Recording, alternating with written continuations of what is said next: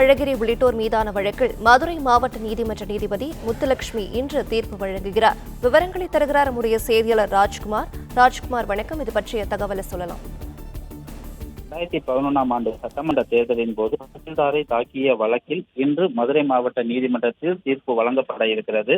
இதற்காக முன்னாள் மத்திய அமைச்சர் அழகிரி உள்ளிட்ட 20 பேர் அந்த மதுரை மாவட்ட நீதிமன்றத்தில் நேரில் ஆஜராகியுள்ளனர்.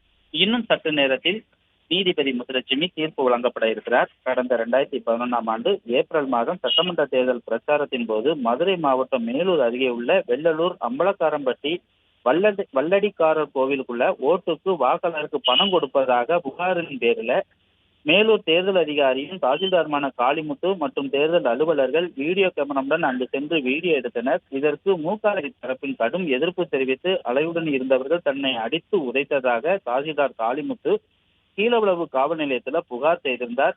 இதனை அடுத்து அழகிரி, மதுரை துணை மேயர் மன்னன் மற்றும் திமுகவை சேர்ந்த முக்கிய நிர்வாகிகளான ரகுபதி, திருஞானம் உள்ளிட்ட 21 பேர் மீது 4 பிரிவின் வழக்கு பதிவு செய்யப்பட்டிருந்தது. இது தொடர்பான வழக்கு விசாரணையானது இன்று மதுரை மாவட்ட ஜெயமோகன் நீதிமன்றத்தில் நடைபெற்று வந்த நிலையில வழக்கு தொடர்பாக ஏற்கனவே சாட்சிகளிடம் விசாரணை நடத்தப்பட்டு முடிக்கப்பட்டிருக்கிறது. இந்த நிலையில இந்த வழக்கினுடைய தீர்ப்பு இன்று வெளியாக உள்ளது.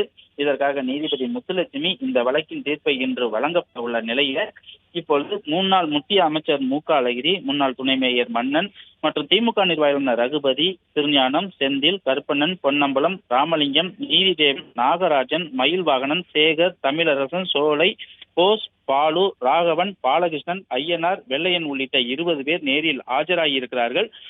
அழகிரி மீதான வழக்கில் இன்று தீர்ப்பு வெளியாக உள்ள காரணத்தால ஏராளமான போலீசாரும் இங்கு பாதுகாப்புக்கு குவிக்கப்பட்டிருக்கிறார்கள். நீதிமன்ற வளாகம் முழுவதும் பரபரப்பாக இருக்கிறது.